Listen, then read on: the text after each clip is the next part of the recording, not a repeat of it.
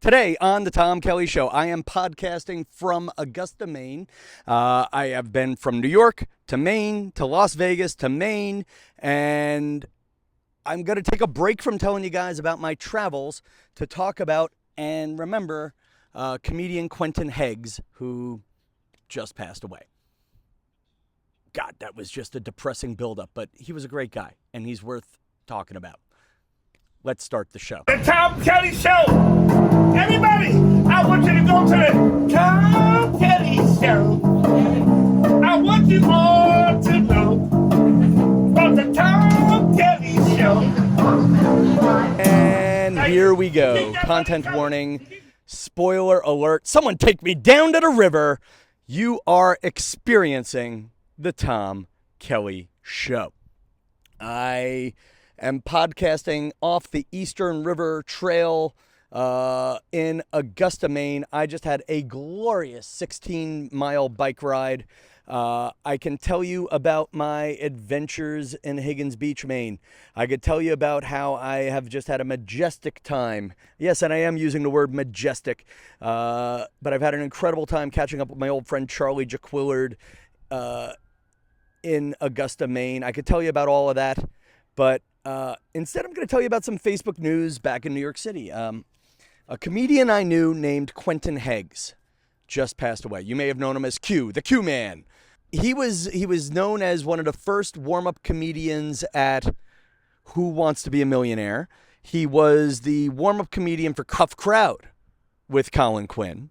And I knew him as the house MC at Dangerfield's.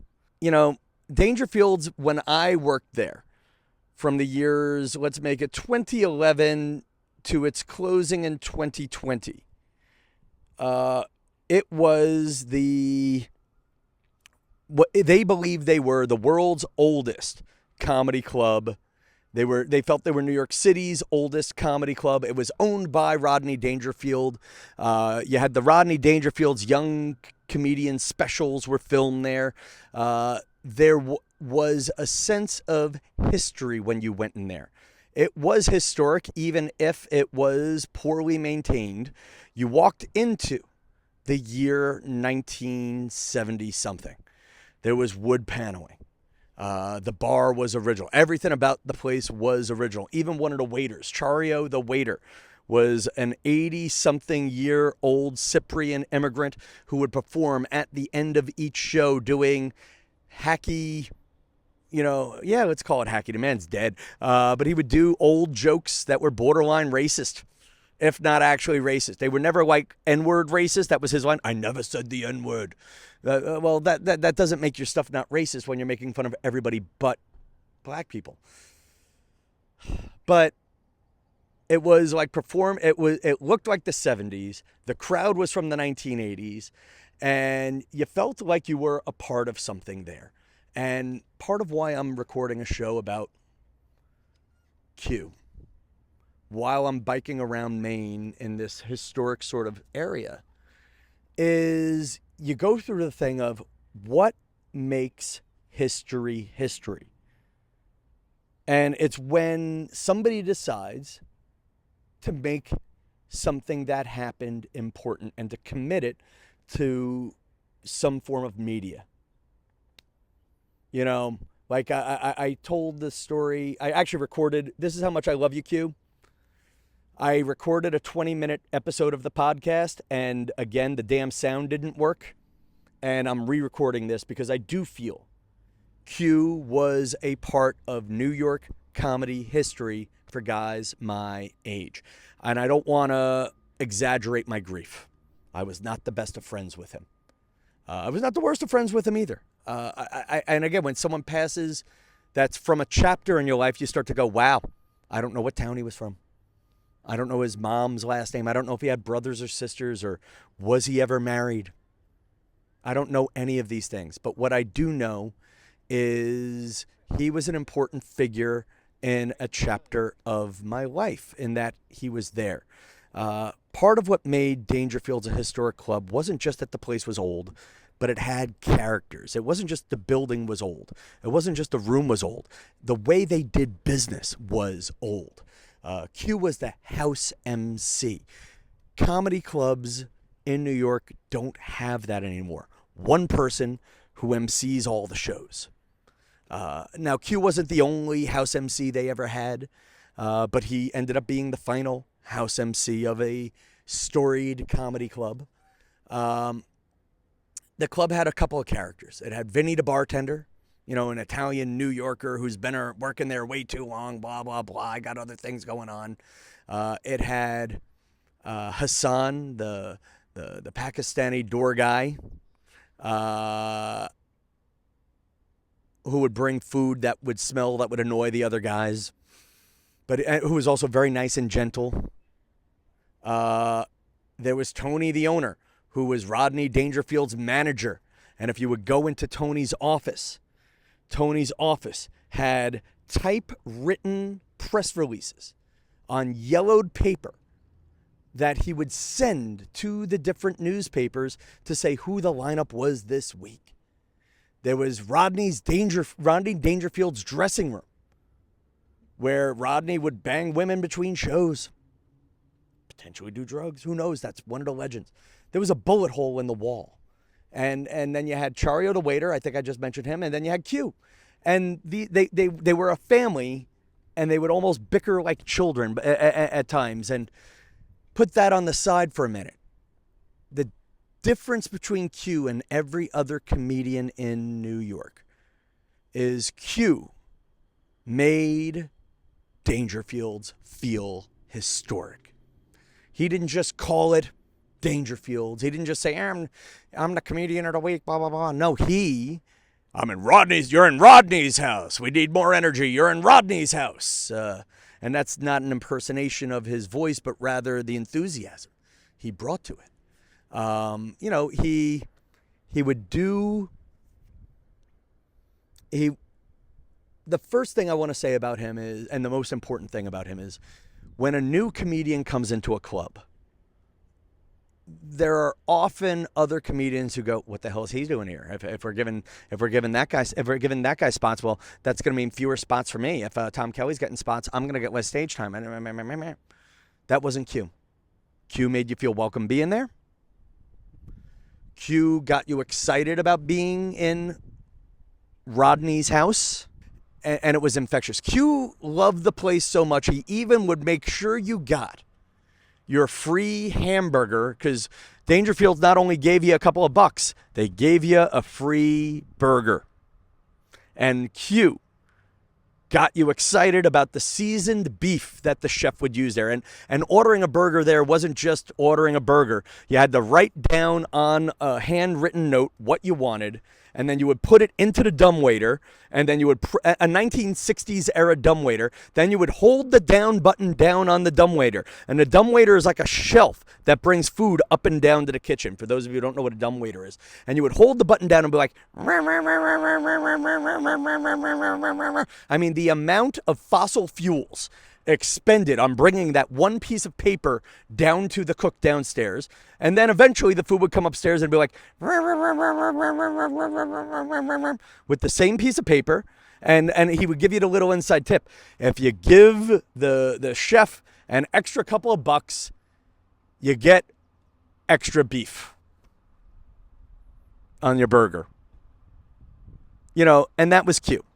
Q got you excited about performing at Dangerfields. Q was always kind. I guess putting it out there, because it does bother me, there were a couple of people out there who tried to create drama between me and him. When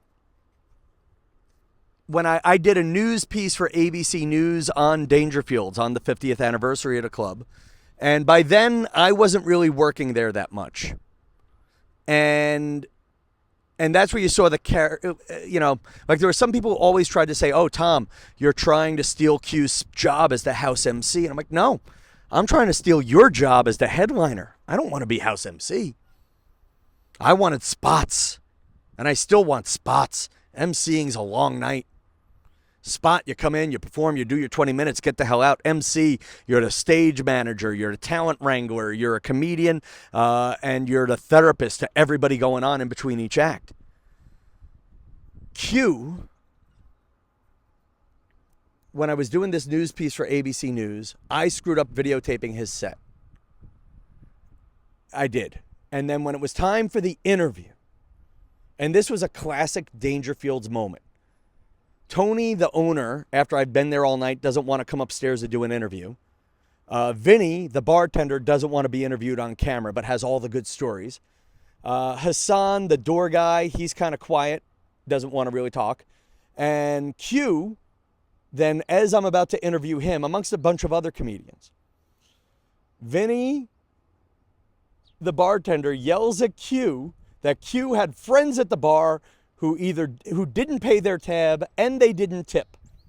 And that's happening now while I got the darn camera out. And I'm like, listen, dude, guys, this is for ABC News at 3 a.m. And the one thing I would say about comedians, and maybe it's about everybody with a job. You know, you're around somebody and you don't really know them, you know, and you feel bad for that when they pass. But going back to the beginning of this, like, and again, not to make another man's eulogy into a 20-minute podcast about myself, but there have been times where I've wondered, is Q the ghost of Christmas future? He and I both have MC energy. You know, you can almost tell time by how he did his act. There's just a couple of expressions like, you're at Rodney's house, let me get a big yip, yip, yip, yip. And he would make fun of one white guy for not saying yip, yip well. Then he would throw an imaginary Scooby snack to somebody in the crowd to see if they would pantomime receiving it. You know, and they'd be like, guys, you're not jerking off a ghost. He had a brilliant bit. He had vitiligo, and at the end of me knowing him, he stopped wearing his makeup, and he had a line, this is what happened to me after I voted for Trump. I always thought he was going to do more with that. And I guess, I don't know, like there's that line of, I always say this, I don't say any of that to make fun of him. I just see a lot of myself in him, for better and worse. And, you know, why do I remember other people? In part because my father always instilled in me, my father always goes to strangers or borderline strangers' funerals because, you know, he believes every funeral should have a packed house. But, you know, part of why I remember people is I want people to remember me. So look at me making a story about someone else into a story about me. But Q, and again, but bringing back what I said at the beginning of the show, what makes this riverfront historic? People who live here choosing to remember the stories about the riverfront, writing them down and being able to pass them down to the next generation. What made the Dangerfields Comedy Club important? It's gone. It's renamed. Actually, it's a great club now, Rodney's. Mark Youssef owns it, and he kept the best part of Dangerfields in that he kept the wood paneling, painted it a beautiful blue, replaced the beaten-up 1960s furniture with beautiful-looking 1970s furniture. Book me, Mark. I'm around. I'm available. I'm vintage, too. But, again, what makes something historic? It's choosing to make it historic.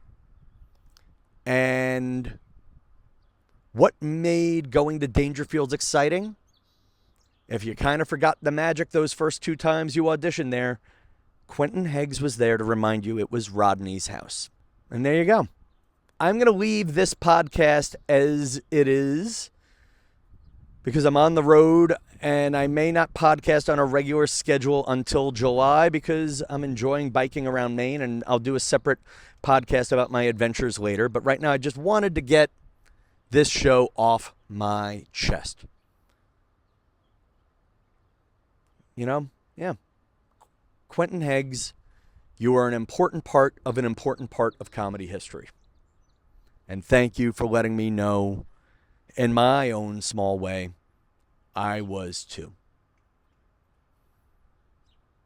All right, friends. New podcasts that are much more upbeat, much more fun, and much less instrumental. every Monday and Wednesday, except for when they're not. This is the podcast where one comedian pontificates about life and gets back to having fun. And until next time, good night, Augusta, Maine.